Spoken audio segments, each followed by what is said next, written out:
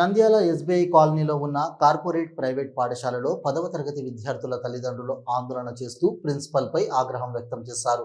వివరాల్లోకి వెళ్తే నంద్యాల పట్టణంలోని స్థానిక ఎస్బీఐ కాలనీలో ఉన్న కార్పొరేట్ పాఠశాలలో 10వ తరగతి చదువుతున్న విద్యార్థులకు ఇంగ్లీష్, హిందీ బోధన చేస్తున్న ఉపాధ్యాయులను పాఠశాల నుంచి తీసివేయడంతో ఇప్పుడు బోధిస్తున్న ఉపాధ్యాయులు సరిగ్గా విద్యను బోధించడం లేదని విద్యార్థులు వారి తల్లిదండ్రులకు చెప్పడంతో 10వ తరగతి చదువుతున్న విద్యార్థుల తల్లిదండ్రులు పాఠశాల ప్రిన్సిపల్ దగ్గరకు వెళ్లి విద్యార్థులకు సరైన బోధన అందించడం లేదని విద్యార్థులు తెలపడం జరిగిందని, ఈ విషయంపై ప్రిన్సిపల్కు చెప్పడంతో ప్రిన్సిపల్ తల్లిదండ్రులపై ఆగ్రహం వ్యక్తం చేశారు. మేము చెప్పేదే అంతే, చేసేదే అదే అంటూ తల్లిదండ్రులపై విరుచుకుపడడంతో ఒక్కసారిగా తల్లిదండ్రులు షాక్ గురయ్యారు. వెంటనే పాఠశాల వద్ద తల్లిదండ్రులు ఆందోళన చేశారు. ప్రిన్సిపల్ మాట తీరు బాగాలేదని, మీ విద్యార్థులకు మేము రక్షణ కల్పించలేము, విడ్డూరంగా మాట్లాడడంతో తల్లిదండ్రులు ప్రిన్సిపల్పై ఆగ్రహం వ్యక్తం చేశారు.